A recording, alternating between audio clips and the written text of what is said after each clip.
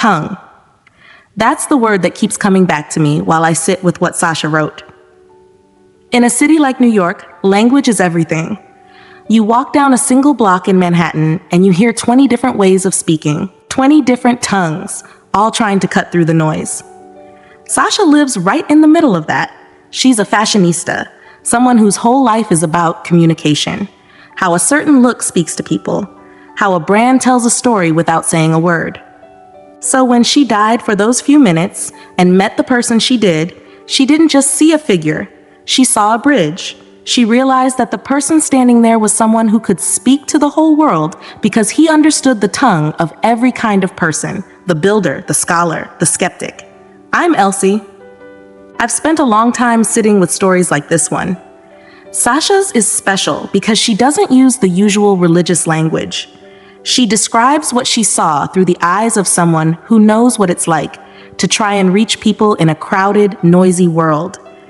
And she found out that the truth isn't some quiet, distant thing. It's something that speaks every language at once. I want to read this with you because the way she describes the noise of New York just stopping, it's different from anything I've heard before.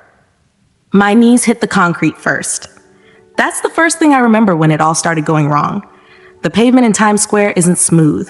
It's got this grit to it, this kind of rough, cold texture that usually stays under your sneakers, but suddenly it was right there against my skin. I was mid-sequence. We were doing this hip-hop set, just me and 3 others from the studio, and the energy was high. You know that feeling when the bass is so loud you can feel it in your teeth? That was it. I was wearing this striped red top. I remember thinking how the red looked against the neon billboards, and these big gold earrings that kept hitting my jaw every time I popped my head. I went for a drop, a standard move, but when I tried to push back up, my legs they weren't there.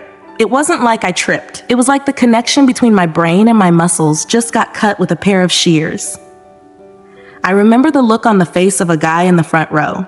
He was holding a half-eaten hot dog and his eyes went wide. I saw him start to reach out, but everything was moving so slow. I could see the steam coming off the hot dog. I could see the individual drops of rain sitting on the brim of his hat. And then the sound started to go. New York is never quiet. Even at 3 a.m, there's a hum. But this was like someone took the master volume knob for the whole world and just twisted it to 0. The bass from the speakers, the taxis honking, the people shouting, it all just vanished. And then the blackness came. But it wasn't an empty blackness. It was heavy. It felt like being underwater, or like being wrapped in a wool coat that was 10 sizes too big. I couldn't breathe, but I didn't feel like I needed to. I just felt stuck, like a frame in a video that had frozen while the rest of the movie kept trying to play. I was 29. I had a show to prep for. I had a meeting with a buyer on Monday. And I remember thinking very clearly, Sasha, you are going to ruin this red top if you stay on the ground. Then the light started. It wasn't a flash. It was more like, you know when you're in a dark room and someone slowly opens the blinds? It started as this thin line of gold at the edge of my vision. It didn't look like light exactly. It looked like metal, like someone was pouring liquid gold into the air, and it had weight to it. The gold started to eat the darkness. It swallowed the guy with the hot dog. It swallowed the neon signs, and eventually it swallowed me. I keep thinking about that, the way she noticed the hot dog and the red top right as her life was stopping. It's so honest. We think these moments are going to be these big spiritual realizations right away, but Sasha shows us that we bring ourselves with us. She was still a fashionista, still a New Yorker, even while her heart was failing on that pavement. What caught my ear was that transition. She says the light felt like liquid gold with weight. Usually people describe light as being airy or bright, but for Sasha, it had a physical pressure. I've heard a few performers, dancers and athletes, mention that when they get into a flow state, time feels like it stretches. I genuinely wonder if that's why the transition felt so slow for her. I'd love to hear from anyone who does high-intensity work, musicians, dancers, even people who work in emergency rooms. When you're in the middle of all that noise and something happens, does time stretch out like that for you too? Does the silence feel heavy? It's something I'm still trying to figure out. The gold was everywhere. It wasn't just in front of me, it was inside my chest. It felt warm, but not like a heater. It was more like the warmth you feel when you've been out in the cold for hours and you finally step into a place that smells like home. I couldn't feel my gold earrings anymore. I couldn't feel the grit of the Times Square concrete. I was just floating, I guess, but it didn't feel like I was in the air. It felt like I was being held up by the light itself, like it was a solid floor. I looked down at my hands. They looked different. Not like they weren't mine, but like they were more real than they had been a minute ago. Every little line on my palms, every tiny scar from when I used to sew my own samples, it was all so sharp. And then I saw them. They weren't beings in the way you see in movies. They looked like people. But they were standing in a way that made me feel like I was the one who was a ghost. The first one I noticed was tall. He had this strength about him, but it wasn't like a bodybuilder. It was the kind of strength someone gets from a lifetime of doing work that matters. He was wearing something simple, a robe, I guess you'd call it, but the fabric was what got me. It wasn't silk. It wasn't some heavenly material. It looked like linen. It had a weave to it. I could see the individual threads, the way the light caught the rough texture of the cloth. Beside him was another figure. He felt different, sharp, like a blade that had been polished. He didn't say anything at first, but his presence felt like a shield. I knew, without anyone telling me, that this was Angel Michael. He wasn't some chubby cherub. He looked like someone who had seen every battle in history and was still standing. But the one in the center? That's who I couldn't look away from. He didn't have a halo. He didn't have blue eyes or a perfect glowing face like the paintings I'd seen in those old churches in Queens. He looked ordinary. He looked like a man you'd see working at a construction site or fixing a sink. His skin was tanned, like he'd spent his whole life in the sun, and his hands, I noticed his hands immediately because they looked like my grandfather's. They were rough. They had calluses. These were the hands of a builder. "Sasha," he said. His voice didn't come from his mouth. It came from the gold light. It was deep like a bass speaker, but it was so gentle that I felt like I could lean my whole weight against the sound of it. "You're okay," he said. "The dance isn't over." I tried to speak, but I didn't have a tongue. Or I did, but I didn't need to move it. I just thought the words, and I knew he heard them. I thought about the Times Square pavement. I thought about my mom. I thought about how I wasn't ready to leave. "There is so much you don't know," Jesus said. He stepped closer, and I could smell him. He smelled like wood and rain, not like perfume, but like the earth itself. People have made me into a statue. They've made my life into a story that feels far away. But I was there, Sasha. I was in the dirt, just like you were a moment ago. As he spoke, the light around us started to shift. It wasn't just gold anymore. It started to show me things. It was like a high-speed download, like 1,000 fashion lookbooks opening at once. But instead of clothes, it was truths. 40 things, he said. 40 truths that have been lost or buried. You need to see them so you can tell them what it was really like. And then the first truth hit me. It wasn't a sentence. It was a memory that wasn't mine. I saw a man named John. Not a saint in a stained glass window, but a guy with salt-crusted hair and dirty fingernails. A fisherman. He was my cousin, Jesus said, and I felt the warmth of that family connection. He wasn't just a follower. We grew up together. We shared meals. He sat next to me at the end because he was the one I loved the most. Not because he was perfect, but because he was family. I watched as the scene changed. I saw Jesus in a synagogue. He was holding a scroll. He wasn't just divine. He was smart. He could read. He could write. I saw him kneeling in the dust, writing something with his finger, while a crowd of angry men stood around a woman. I chose not to write the books, he told me. I wanted my life to be the message, not the ink. But I understood the power of the word. I understood every tongue.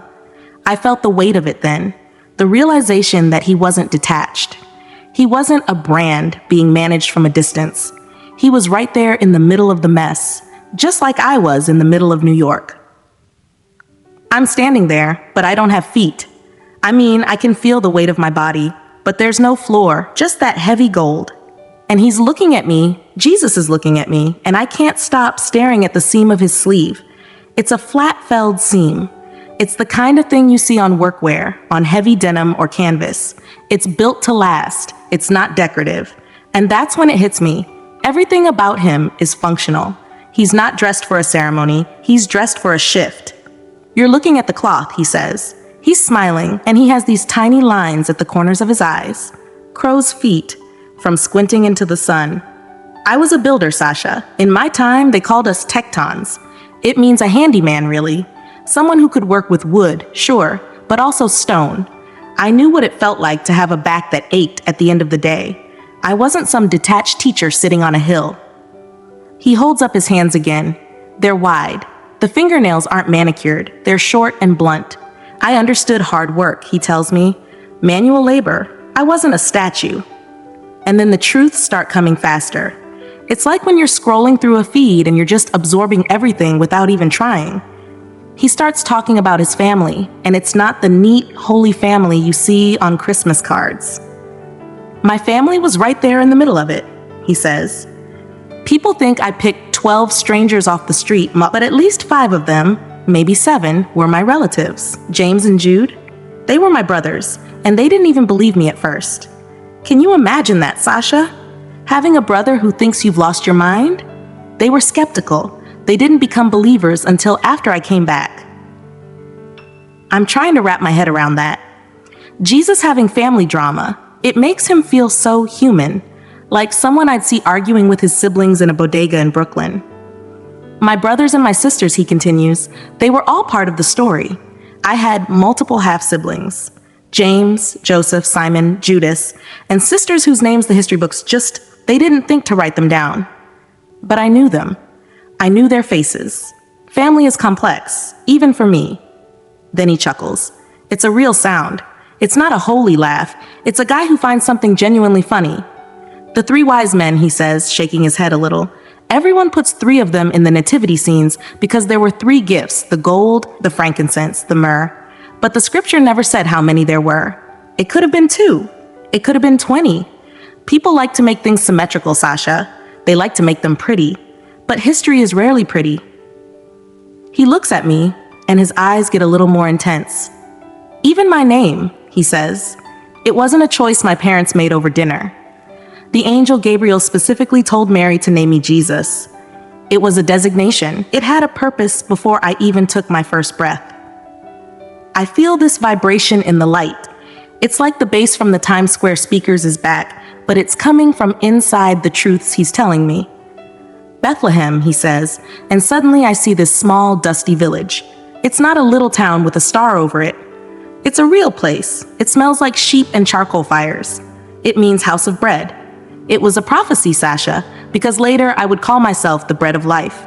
Every detail, every name, every location, it was all stitched together. I have to stop for a second because that one detail, the tecton, or the handyman part, I've heard that a few times now. I've read accounts from people who were completely non-religious, people who didn't even know that word, and they described Jesus not as a carpenter making furniture, but as someone who worked with stone and heavy tools. But what really got me was how Sasha described his face. She said he had crow's feet and tanned skin. She called it ordinary. I've heard this before. There's a handful of stories I've gathered where people are almost disappointed at first because the figure they meet doesn't look like the King of Kings. He looks like a regular person.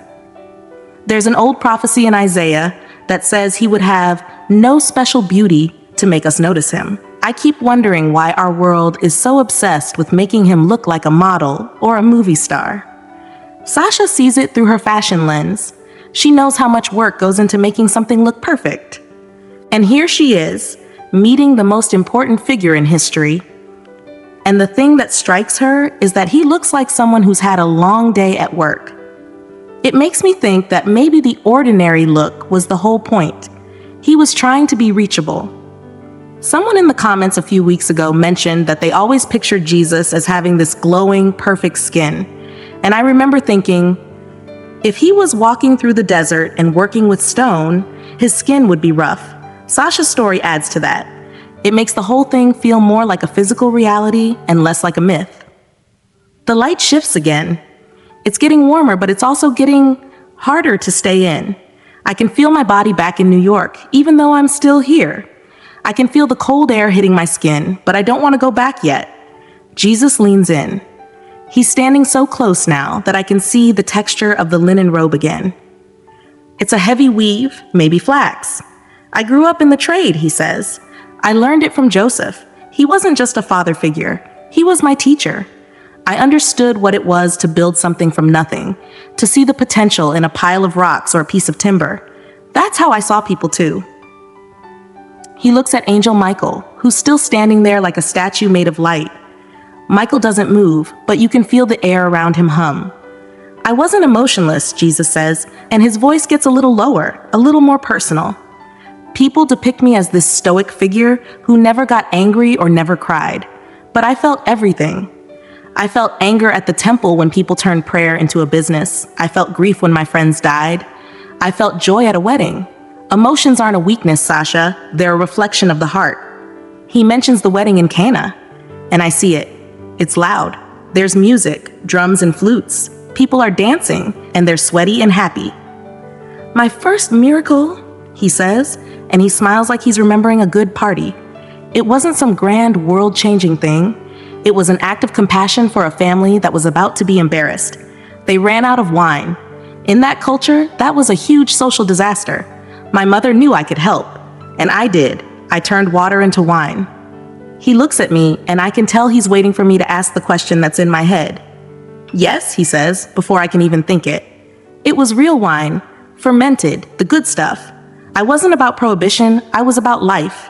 The head waiter was amazed. He said most people serve the best wine first, but I saved the best for last. It was a metaphor, Sasha, for the spirit, for what I was bringing to the world. I see the jugs of wine, and the color is so deep, like a dark garnet. It's the kind of color I'd use for a fall collection. I was multilingual, he adds, shifting the scene again. I spoke Aramaic at home, I studied the Torah in Hebrew, and I likely understood Greek. You had to if you wanted to talk to the world back then. I was a bridge. I wanted to be able to talk to anyone in any tongue. He tells me about the time he was 12 in the temple. I see a kid, dusty, stubborn, with dark hair, standing in front of these old bearded men. He's not being disrespectful. He's just there, like he belongs there. My parents were panicking. Yup, he says with a little laugh. They'd been looking for me for 3 days, but I told them I need to be in my father's house. I wasn't trying to be difficult. I just knew where I was supposed to be. I'm starting to feel a pull now. It's like a hook in my navel, tugging me back toward the darkness, toward the noise of Times Square. I try to plant my feet in the gold light, but it's getting thinner. There's more, Jesus says. You haven't seen the garden yet. You haven't seen the pressure. And suddenly, the gold starts to fade, and the air gets cold. It's not the New York cold. It's a damp, heavy cold. I smell olives and wet earth. Stay with me, he says. You need to see the cost. The gold is gone. It didn't fade out like a light. It collapsed. 1 second I'm floating in this heavy, warm metal, and the next I can feel the humidity. I'm standing in a grove of trees. They aren't pretty trees. They're old, gnarled olive trees with bark that looks like twisted rope. The ground is damp, and there's the smell of crushed grass and old wood. The light here is different. It's low, like that bruised purple color you get in New York right before a storm breaks over the skyline. Jesus is still here, but he looks different. The ordinary man from the gold light, he looks smaller now. Not physically, but like he's carrying a weight that's trying to crush his bones. I see him lean against one of those trees, and I notice his breathing. It's heavy. It's the kind of breathing I do after 3 hours of rehearsal when I haven't had water. This is the pressure, he says. His voice is raspy now. People talk about the cross, Sasha. They talk about the nails, but the battle started here, in the quiet, in the dark. He looks at me and his eyes are bloodshot. 40 is a number that follows me, he says, and I feel a flash of memory. Not mine, but a download. I see him in a desert. It's white hot and the air is wobbling over the sand like it does over a grill. I fasted for 40 days in that wilderness. Only 3 of us in history did that. Moses, Elijah, and me. I was physically at the end. My body was screaming, and that's when the temptation came. I watch him in the desert. and I see him talking. He's not using magic to fight back. He's using words. I countered every suggestion with scripture, he tells me, specifically from Deuteronomy.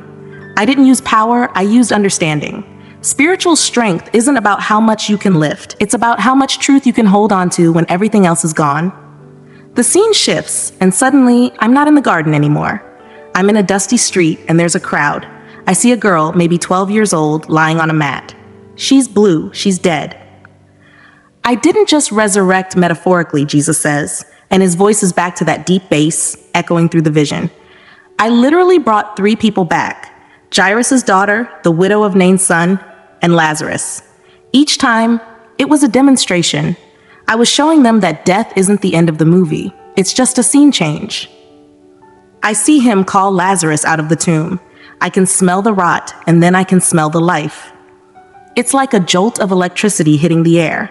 The feeding of the 5,000, he continues, and now I see a hillside. It's green, and there are people everywhere. It looks like a music festival, but without the stage. It's the only miracle that all 4 Gospels recorded. 5 loaves, 2 fish, and when it was over, we had 12 baskets of leftovers. 12. It was about abundance, Sasha. It was about showing them that my Father doesn't just give enough, he gives more. He tells me about the voice of God. My Father spoke to me audibly 3 times, he says, at my baptism, at the transfiguration, and right before the end. People heard it. They thought it was thunder, but it was a voice, a confirmation. We're back in the garden now. The purple light is getting darker, almost black. Jesus is kneeling on the ground. He's not praying like you see in paintings where he's looking up with a calm face. He's face down in the dirt. His hands are clawing at the earth. I look at his face and I freeze. I know a lot about skin. In fashion, we spend hours retouching skin to make it look perfect, but his skin is doing something I've never seen. There are beads of red appearing on his forehead. They aren't cuts, they're coming from his pores. Hematidrosis, he says, and I hear the word in my head like a medical textbook opening. It happens under extreme psychological stress. The capillaries near the sweat glands burst. Your sweat becomes blood. I watch a drop of it fall and hit his linen robe. The red spreads through the white fabric, staining the weave. As a fashionista, I'm obsessed with stains, how to get them out, how they ruin a look. But this stain, it felt like the most important thing in the universe. I was in anguish, he tells me, his voice barely a whisper. I was looking at the cost, not just the physical pain, but the separation, the weight of every mistake every human had ever made. I was feeling the pressure of it all. I've been sitting with that one part, the hematidrosis. It's a real medical condition. It's rare, but it's documented. It only happens when a person is under a level of stress that most of us can't even imagine. Someone left a comment on the channel a few weeks ago. I think it was after we posted the story about the car accident in Chicago. They asked if the knowledge people get during a near-death experience feels like learning something new, or if it feels like they're just remembering something they always knew but forgot. I keep thinking about that when I hear Sasha describe these downloads. She's getting facts, numbers, medical terms, names, but she's seeing them through her own eyes. She's noticing the stain on the robe because she's a fashionista. She's noticing the weave of the linen. It makes me wonder if these truths are always there, just under the surface. And it takes a moment like this, where the world just stops, for us to actually see the details. Sasha isn't just seeing a holy event. She's seeing a physical person going through a physical crisis. I've heard a few accounts from people with medical backgrounds who notice the exact same things. They don't see miracles first. They see biological reality. Sasha does that with the fabric and the color. It's like her brain is trying to find the realness in the middle of something that feels so huge. That stain she mentioned, I can't stop thinking about it. Usually, in these stories, everything is so clean and bright, but Sasha is showing us the grit. She's showing us the red on the white linen. The garden feels like it's closing in. The trees are leaning over us, and I can hear the sound of his breath hitching. It's a painful sound. I was remarkably ordinary looking, Jesus says, standing up slowly. He's wiping the red sweat from his eyes. Isaiah prophesied that I would have no special beauty.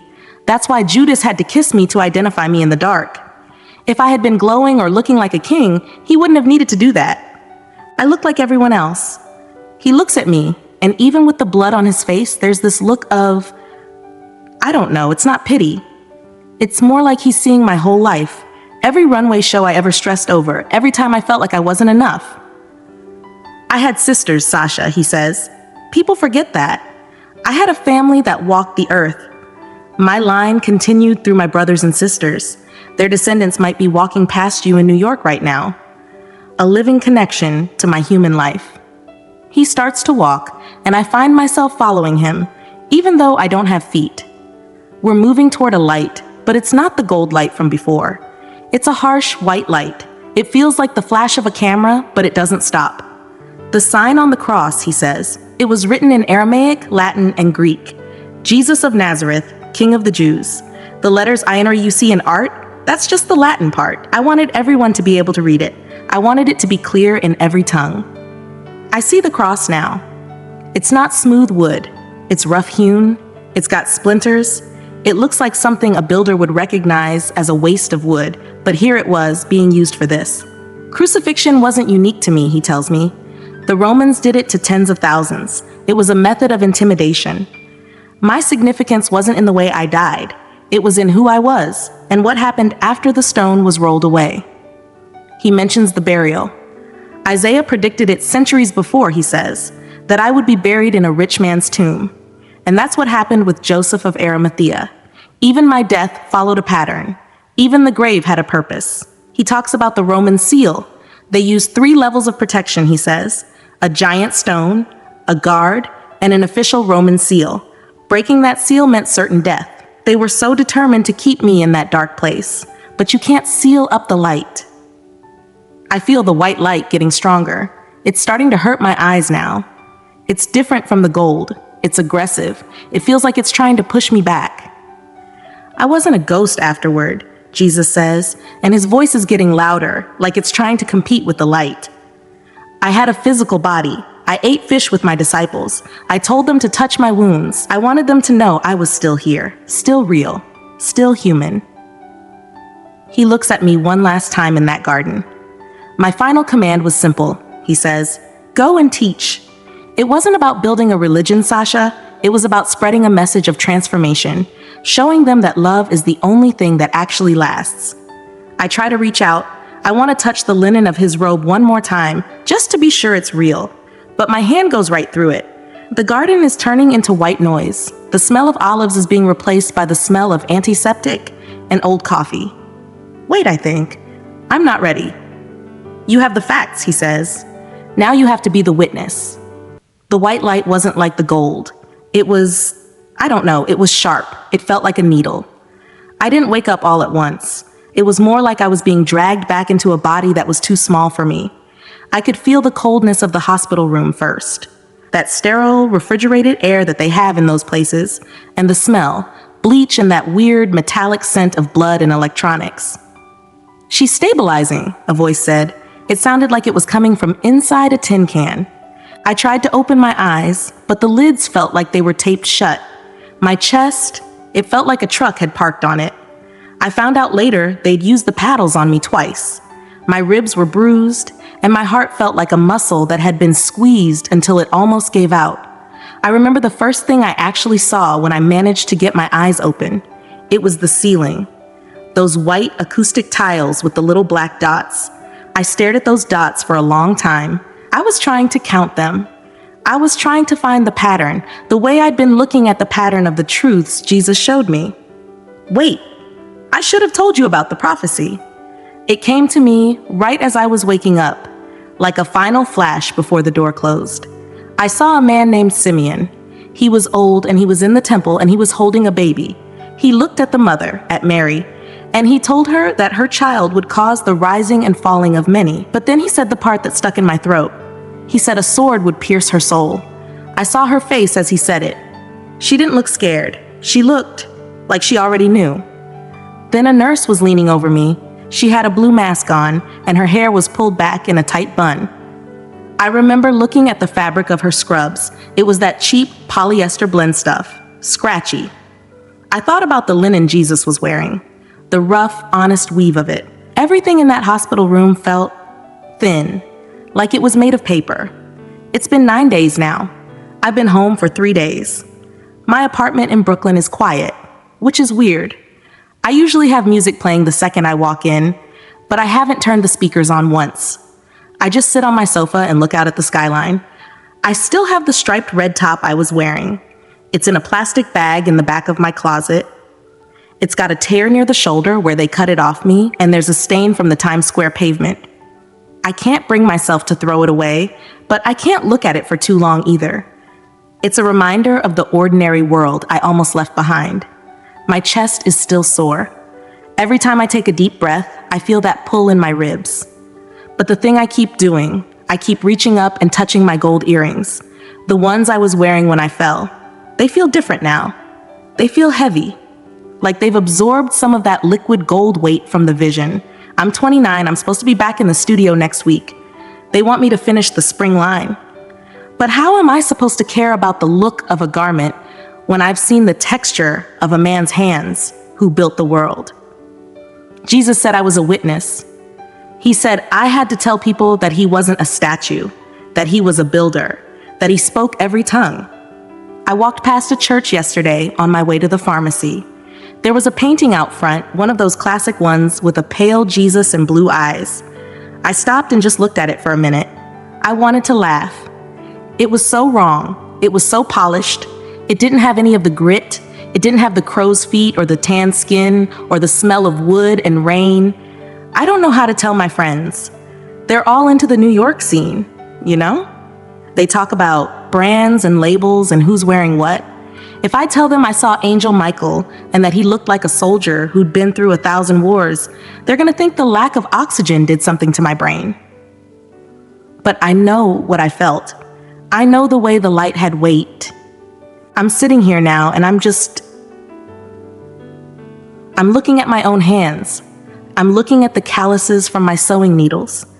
And I realize that maybe being ordinary is the highest thing you can be. Maybe that's the whole point. He came down into the dirt so he could speak our tongue. I haven't gone back to Times Square yet. I don't think I'm ready to stand on that concrete again.